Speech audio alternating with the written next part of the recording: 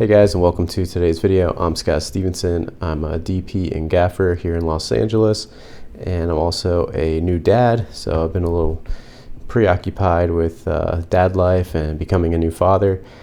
Today I want to talk about just kind of the landscape of how things have been in the camera community, and also touch on some equipment that I think is useful, and maybe also some other stuff that's kind of overhyped. So let's get into it. So first off, every year, if you're into the filmmaking community, you know that we have NAB and Cinegear. They're like two really big expos. There's also the Build Expo in New York that B&H puts on, which is kind of cool. I've actually never been to New York for that one, but I have been to Las Vegas several years for the NAB conference that they do, and that stands for National Association of Broadcasters. I've made some videos about it on the channel. And then Cinegear as well, which is more cine-focused, filmmaking related kind of equipment. And it's all, focused on equipment, gear, and consumerism. And it's cool, there's a lot of stuff that's really, really out of our price range for the most part, like cranes and crazy vehicles and rigs and things like that. But if you're on higher end productions, it is something that you could be using.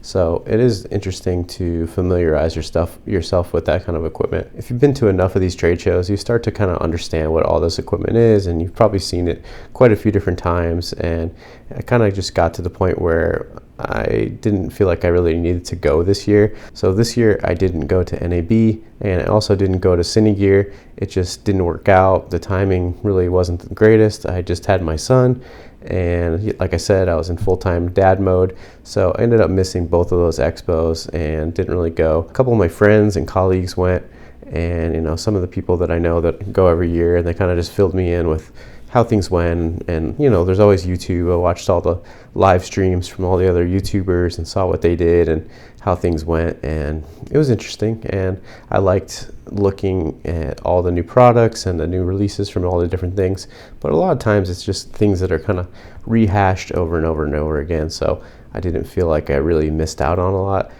For the most part, it's mostly like community, just going and seeing your colleagues and friends that maybe you haven't worked with in a while, and just reconnecting with people and going out for drinks. And one thing that's really cool is there's a lot of contests. Last year at NAB, I ended up winning some Blazar lenses, so that was super cool. I know a lot of people that go there, they end up winning raffles for lights or wireless transmitters or stuff, cool filmmaking stuff like that. But I feel like just where I'm at in my career, I don't really need any new gear.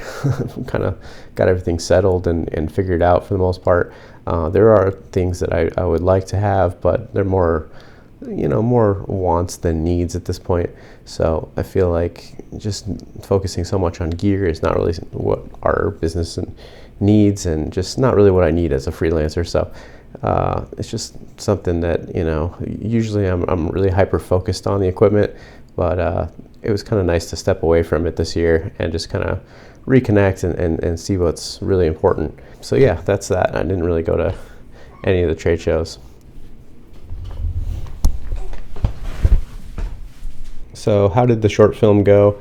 It went well, and it was kind of a good experience to sort of understand different roles. As far as I kind of filled in as a first AC and a gaffer, so I was kind of bouncing between camera team and lighting.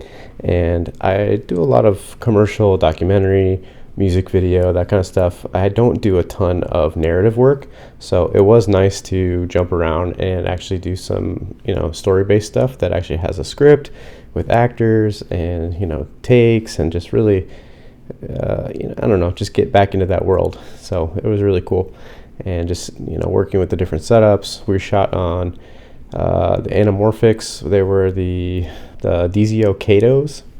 My first impression of them, I thought they were really cool, but as a focus puller, they were super hard to pull focus on, and just, I don't know, it was very difficult to just kind of know where the focus plane was. Even if they were stopped down to like a 4 or 5/6, everything just kind of mushed together, and even de-squeezed on the monitor. These Kato lenses, just, I don't know, they weren't, I didn't have a great impression of them. I feel like budget anamorphic lenses are just not quite there yet. There's the anamorphics from Atlas, like the Orions, And the Mercuries, I wouldn't really consider those budget lenses. They're still pretty expensive. Each lens is like $8,000, which is pretty pricey. Then you got companies like, Siri, however you say it, and Blazar, of course.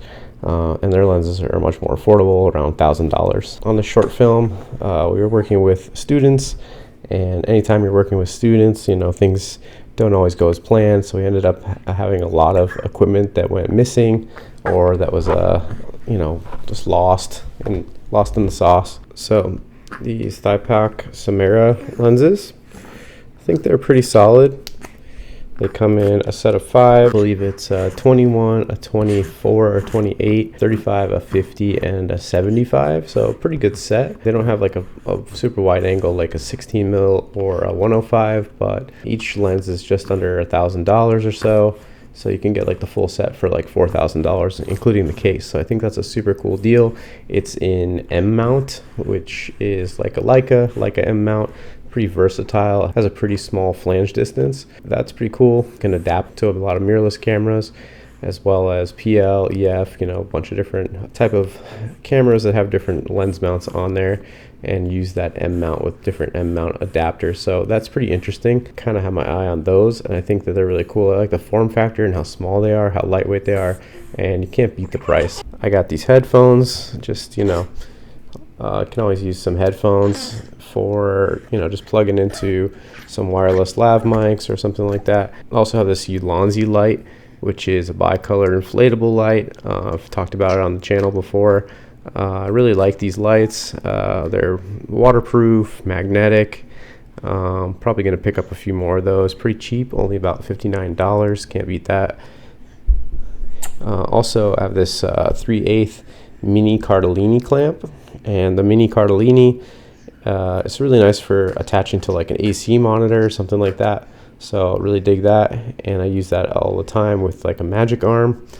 Then speaking of magic arms, I'm kind of debating, I need a new magic arm. So either Mofage Talos, I've been looking at this one, which is a pretty strong magic arm. It has like these kind of futuristic design to it. Pretty interesting as far as a magic arm. You can use it to like hold microphones, as well as like monitors, accessories, lights, things like that. And there's also like the industry standard magic arm, which is like the Noga Cine arm, which is kind of the go-to for everybody. Then there's other stuff like this P-tap splitter, which is, then there's other stuff like this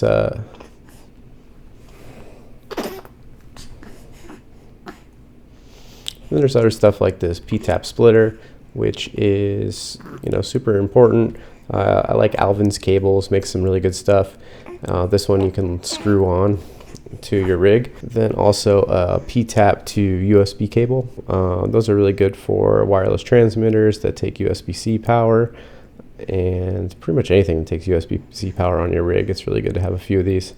So I'm gonna kind of re-up on those. So also the V-mount adapter for the small HD Cine 7 is something I want to pick up.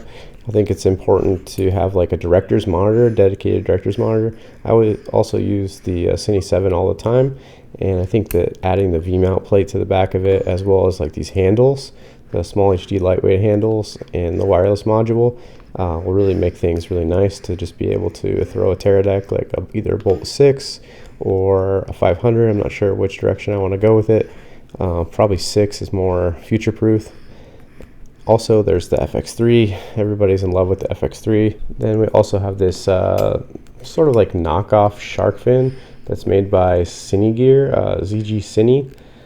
It's kind of like an orange and black shark fin that has some like I/O. I think this is really important for any of the DSMC2 Red cameras that just are super power hungry. Also have this Stage Ninja.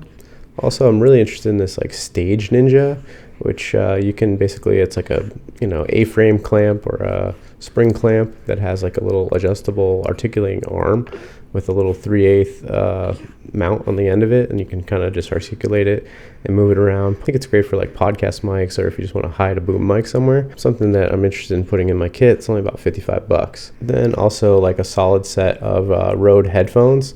I've used these Rode headphones on multiple podcast setups that I've made for different clients. They're just really affordable and just solid for what they are. Highly recommend them, and just good to have an extra set of those. And then also these Ursa body wraps, just a good way to like hide a wireless transmitter on your Talent if you're not using like a boom. Generally, I like to try to set up a boom, but if I'm running solo and I need to hide a mic, really nice to just be able to throw a body pack transmitter and just hide it on somebody. And if they end up sweating, you can just throw them in the wash, and there's kind of nice solution for just getting things out of the way, especially if clothing, maybe you can't put it in their pocket or hide it on their shirt very well. It's just really nice to just kind of tuck it in the back of them. Anyways, guys, I'm Scott Stevenson. That's all I have for you today. Thanks again for watching. Feel free to check out some of my past videos as well as subscribe to see my future ones. Peace.